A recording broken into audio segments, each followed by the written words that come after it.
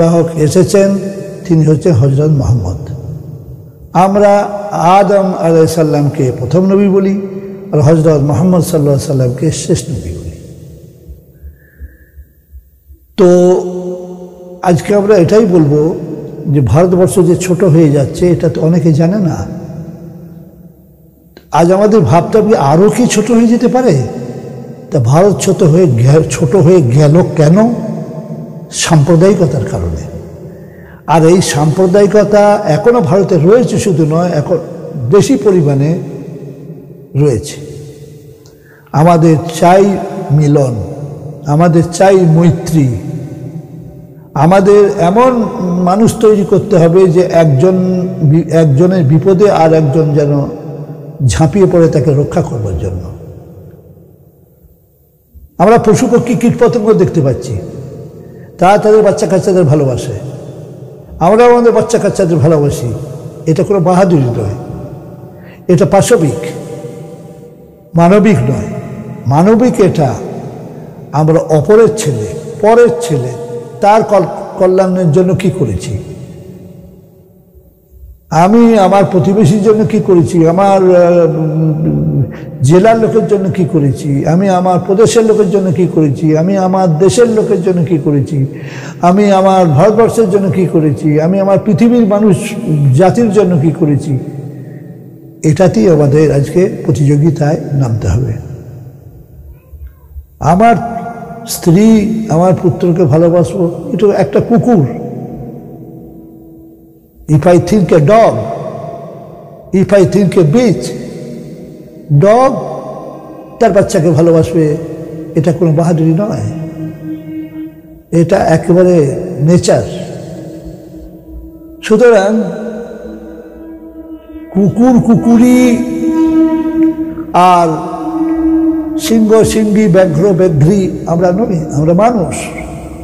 আমাদের চেয়ে সভ্য, আমাদের চেয়ে উন্নততম মস্তিষ্ক কেউ পাইনি। আচ্ছা, আজ আমাদের নড়ে চড়ে বসতে হবে, ভাবতে হবে যে সেই ভারতবর্ষকে আবার কি করে সুখে শান্তিতে আকারে তাকে আবার আমরা বৃহৎ থেকে বৃহত্তম করতে পারি। কিন্তু আরও ভারত ছোট হয়ে যাবে, এটা কল্পনা করা তাদের পক্ষে সম্ভব নয় যারা ভারতবর্ষের প্রকৃত প্রেমিক। আমাদের যে ইতিহাস ছিল ভারতবর্ষে, সেটা একটু আমি মনে করিয়ে দিচ্ছি। ভারতবর্ষের ইতিহাস খুব পুরনো যুগে লিখিতভাবে ছিল না। লিখিতভাবে প্রথম শুরু হয়েছে ইতিহাস লেখা মুসলমানদের দ্বারা। সেই মুসলমানরা ভারতবর্ষে যখন প্রথম এসেছিল, আমাদেরকে ইতিহাসে শেখানো হয়েছে মোহাম্মদ বিন কাসিম থেকে শুরু, একথা অসত্য।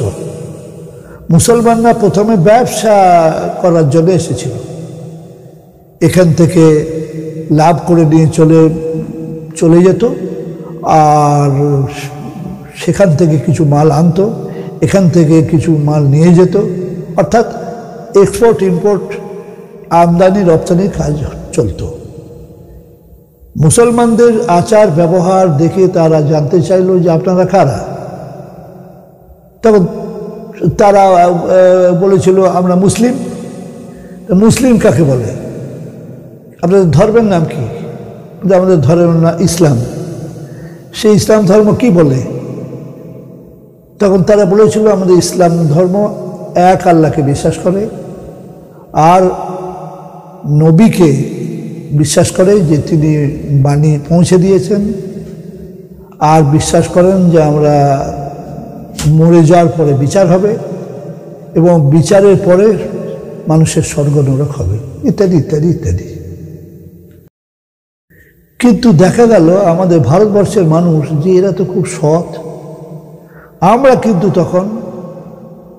তখন নন মুসলিম ছিলাম। যখন তারা প্রথম এসেছিল তখন তারা জলপথে এসেছিল, কারণ তখন এরোপ্লেন, হেলিকপ্টার এসব আবিষ্কার হয়নি। আবিষ্কৃত হওয়ার আগেই জলপথে তারা এসেছিল প্রথমে আমাদের ভারতবর্ষের দক্ষিণ ভারতে। এসে তারা ব্যবসা বাণিজ্য করতো, আসতে থাকতো, আস্তে আস্তে তারা এখানে বাস করার সিদ্ধান্ত নেয় এবং তার একটা মসজিদও তৈরি করেছিল, একটার পর একটা কয়েকটা মসজিদ তৈরি করেছিল তার। সেই মসজিদ, প্রথম মসজিদ যেটা, সেই মসজিদটি একটা মডেল সোনার পাতে মোড়া, আমাদের বর্তমান ভারতবর্ষের প্রধানমন্ত্রী ওইটা তৈরি করে নিয়ে আরবের বাদশাকে উপহার দিয়েছেন যে আপনারা ভারতবর্ষে প্রথম এই মসজিদটা তৈরি করেছিলেন। এই উপহারটা ছোট হলেও খুব খুশি হয়েছেন তারা, খুশি হওয়া খুবই স্বাভাবিক। তো এইসব ইতিহাস আমরা ছেলেদের পরিবেশন করতে পারি না, কেন সরকার অনুমোদিত নয় এখন। যাই হোক, মুসলমানরা এখানে আস্তে আস্তে বাসিন্দা হয়ে বাড়তে লাগলো, সংখ্যা তাদের বাড়তে লাগলো। শেষে দেখা গেল যে যুদ্ধ টুদ্ধ সব অনেক আমরা শুনতে পাই, যুদ্ধ মুসলমানে হয়েছে প্রচুর পরিমাণে, যুদ্ধ হিন্দুতে হয়েছে প্রচুর পরিমাণে।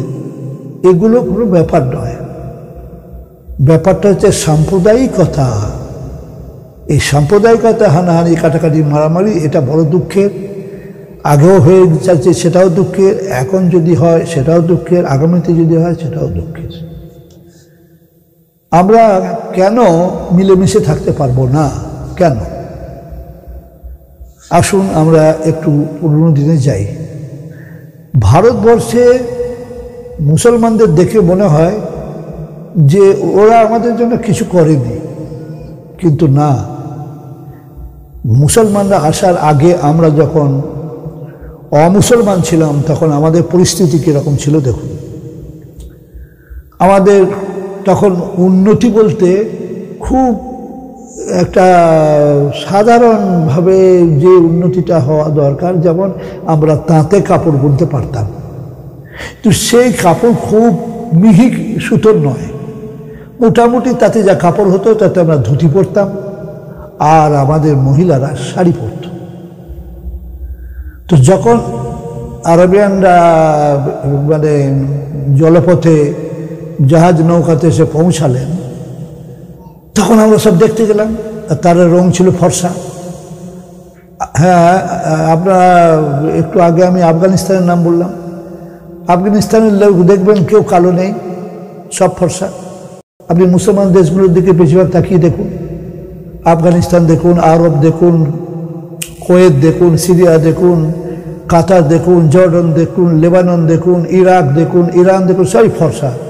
আর আমাদের ভারতবর্ষের প্রত্যেকটি মানুষ তখন আমরা কালো রঙের ছিলাম সব।